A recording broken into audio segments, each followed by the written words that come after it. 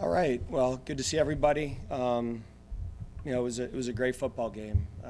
Certainly hats off to Duke. They competed hard and had a lead in the fourth quarter, and it was a great fourth quarter comeback for us. Really proud of our players.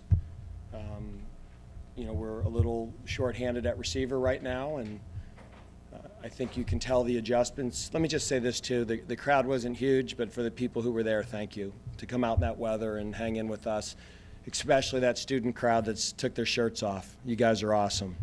So, but we went into this game and we made a concerted effort to run the football. And that was the plan going in, and we hoped if we could run it, and the plan was to run Jamie quite a bit, that would open up some things in the passing game. And obviously Kendall Hinton came through for us in a big way. 6 catches for 189 yards.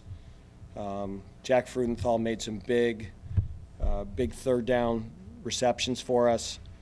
Donovan Green came up with a huge play in the fourth quarter. I mean, that was an incredible catch, and it's exciting to watch him get going. Obviously, our kickoff coverage is atrocious. If we could just cover kicks, that would not even have been a close game. And it happened in the Louisville game. It reared its ugly head again today. Obviously, we got to do a better job of coaching that, and we're not kicking it real well, and we're not covering well. And it was scary. Every time we kick off, we're sky kicking it and scared to death that they're going to get their hands on it and return it again. You give up only 290 yards. You shouldn't give up 27 points, but that's 14 points off of kickoff returns. But we found a way to overcome it, and we're the Big Four champions. That was one of our goals this year, playing Carolina, NC State, and Duke, is that was a really, really important goal for us, is to be the Big Four champs. And for the 8th time in our history, we've done it. So the 2019 Wake Forest football team will always have that by their name, Big Four champs. So proud of them. We've got another big one next week up at Syracuse, and hopefully we can finish strong and get win number 9 and see where that takes us. Dave, there in the fourth quarter before Kate's touchdown run, Jamie has his ankle hurt. He has to come out. It looked like Sam was getting loose, and you got it was 3rd and 7 or 3rd and 8. Take me through the process of deciding not to put Sam in and have Kendall take a direct snap, and what was going through. Well, we believe it or not, Connor, we've practiced that exact scenario in practice. That we've talked about, hey, if Jamie goes down and it's a one-play injury, Kendall Hinton played quarterback here for 4 years, and he's a good quarterback and he's athletic, and we were going to run the ball anyways. And I said, rather than stick Sam in there for a play, let's put Kendall in there and run him. Certainly we haven't done it all year. It's not like Duke would have an automatic check to him in the game. Jamie, are you going to be able to go back in? Yes, coach. And when he told me that, then I decided to put Kendall in at quarterback, and we put Ja'Quari in at slot, and we ran that play, and then we got Jamie right back in there. If Jamie would not have been able to go back in the game, then we would have played Sam. I only would have played Sam to finish the game, to win the game, but since it was a one-play scenario, like I said, we have talked about that and worked on that in case that exact situation came up.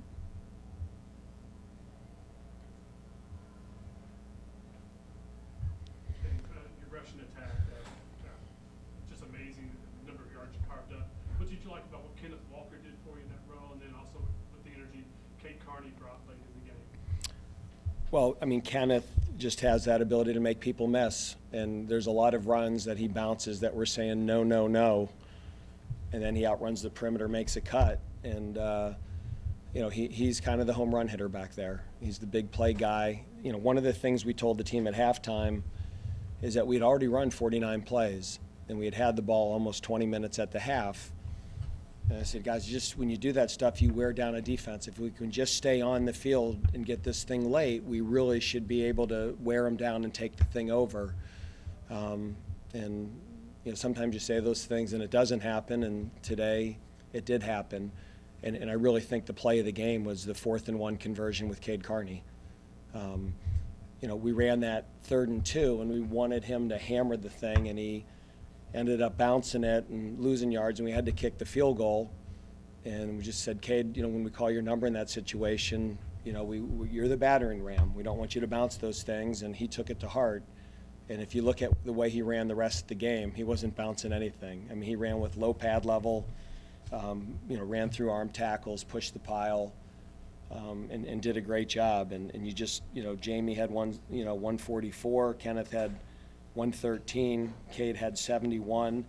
And whenever you run for that type of yardage, obviously you're doing something right up front. And the last 2 weeks, we didn't run the ball well at all. And I think that bothered our O-line. And we're better than that. We're better than we showed at Virginia Tech. We're better than we showed at Clemson last week. I think our offensive line wasn't happy with the run numbers. And we told them, anytime that we've ever beaten Duke, it's because we've run the football. We ran it in 16. We didn't run it in 17. We ran it last year in 18. And that was going to be the key to the game. When you look at this group of seniors, looking back, what was the key to assembling this group that has done so much over the last 4 or 5 years to build the program to where you've got 8 wins, maybe going for your 9th, of course, next week? Mm-hmm. Talk a little bit about the process you went through, maybe what did you need to assemble and what they meant to the program. Well, and I've said this many times. I mean, it's 3 things.